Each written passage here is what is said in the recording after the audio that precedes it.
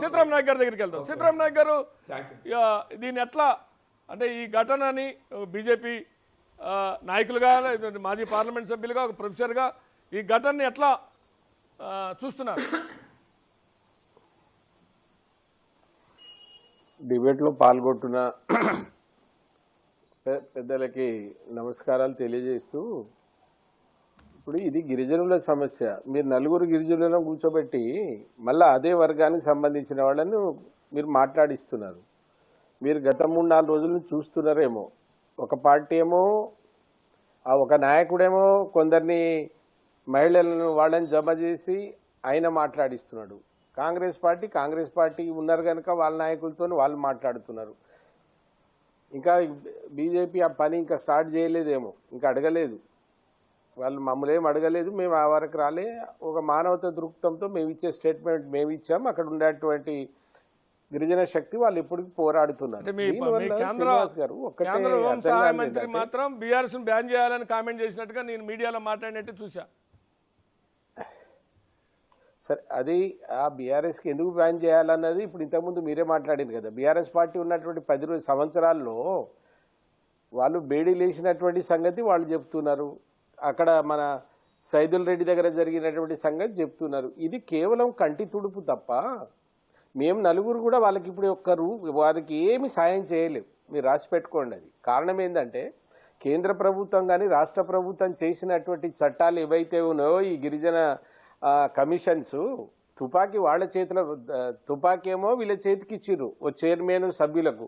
ఆ ఉండేటువంటి తూటాలని వాళ్ళ జేబులో ఉన్నాయి. ఏం చేయగలుగుతారండి? ఒక్కటి చెప్పండి.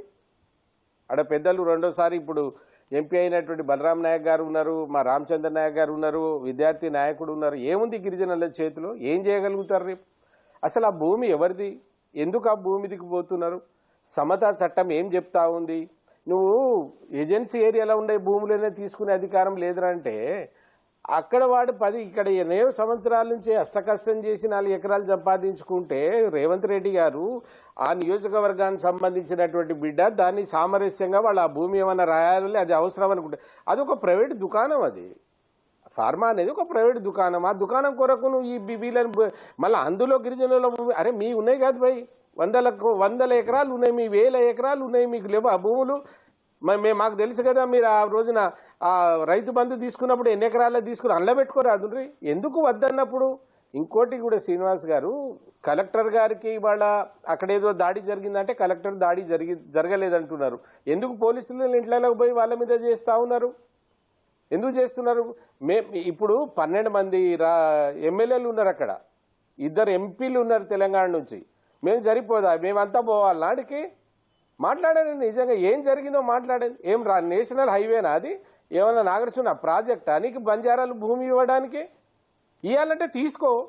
భూములు సేకరణలో ఎవరికి ఇబ్బంది లేదు. కానీ నువ్వు ఒక చట్టం తీసుకొచ్చినావు, ఏ గిరిజనుని మనోభావాలను దెబ్బతీస్తే నీ మీద అట్రాసిటీ కేసు పెట్టాలి. వీళ్ళు పోయిన వాళ్ళ మీద అందరి మీద అట్రాసిటీ కేసు పెట్టాలి. పెడుతుంది ఆ పోలీసు. ఏ గవర్నమెంట్ చేతిలో ఉంటే పోలీసులు అదే చేస్తారు. ఆ తర్వాత ఏమున్నది?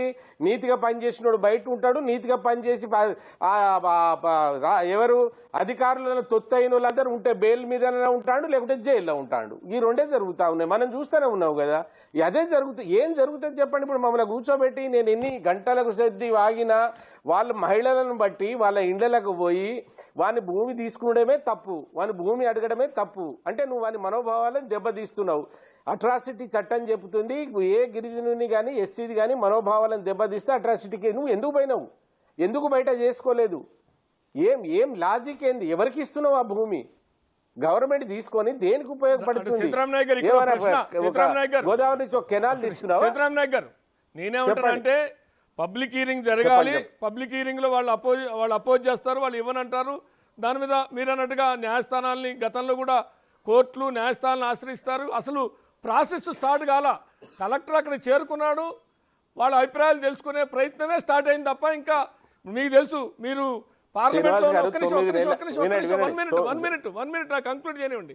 2013 భూసేకరణ చట్టం మీకు తెలుసు, మీరు కూడా ఆనాడు పార్లమెంట్లో ఉన్నారు. ఎందుకంటే భూసేకరణ విషయంలో దేశవ్యాప్తంగా ఆనాడు బెంగాల్లో నందిగ్రామ్లో జరిగిన దాని దగ్గర నుంచి మొదలుపెట్టి అనేక ఎస్సీజెడ్ల పేరుతో భూసేకరణ జరుగుతున్న నేపథ్యంలో ఎస్ఐండ్ భూములకి కూడా ఇవాళ వద్దా ఇట్లాంటి తర్జన భర్జనలు అనేక పోరాటాలు అనేక ఉద్యమాల ఫలితంగా 2013 భూసేకరణ చట్టం వచ్చింది.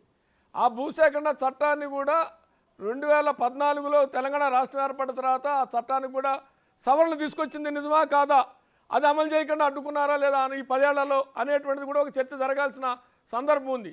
భూమికి భూమి ఇవ్వాలి, వాళ్ళని కన్విన్స్ చేయాలి. ఆ చట్టం సారాంశం నాకన్నా మీకు ఎక్కువ తెలుసు, మీరే దాంట్లో భాగస్వాములు అయ్యారు కాబట్టి నేనేమంటున్నా అంటే ఈ మొత్తం ఎపిసోడ్లో ఇంకా పబ్లిక్ హీరింగ్ జరగకముందే దీనికి రాజకీయ కుట్ర అంటే గిరిజనులకు న్యాయం చేయాలని ఈ సంఘటన జరిగిందా, లేదు వాళ్ళని వాడుకోవాలని జరిగిందా, అసలు ఇంకా ఏమిట్లో ఏం కాకుండానే అంత బలవంతంగా లాగేసుకున్నారు అనే ఇంప్రెషన్, బలవంతంగా లాక్కోవడానికి పబ్లిక్ హీరింగే ఉంది. ఇంకా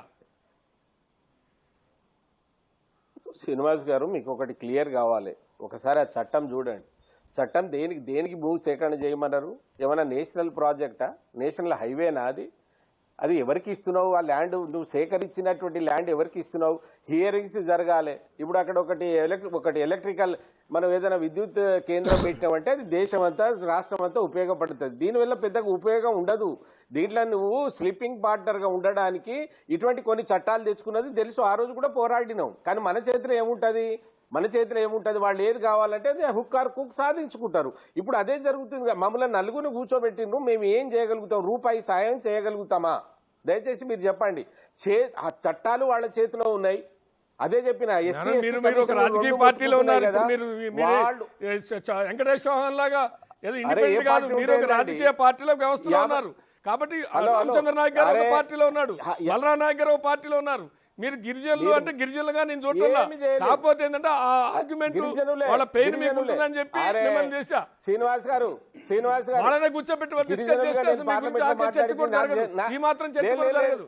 అరే అక్కడ ఉన్నటువంటి ఆ ముగ్గురు నలుగురు కూడా చెప్తున్నా, మేము గిరిజనులుగా మాట్లాడితే ఏమైంది, నాకేం జరిగిందో చెప్పరాదు? ఏం పాపం చేసుకుంటే, ఏం దోసుకుంటే ఏం జరిగిందో, నాకేం జరిగింది, ఏం చేసిండు కేసీఆర్ తెలియదా నీకు? మాట్లాడిన వాళ్ళకి మా అదే ఉచ్చే. మేము ఏంలా ఉంటే ఏంది? నేను అనేది 50 సంవత్సరాల నుంచి వస్తున్నట్టు చట్టాల గురించి మాట్లాడుతున్నా. ఎందుకు మారుస్తలేరు? ఎందుకు చేస్తలేరు?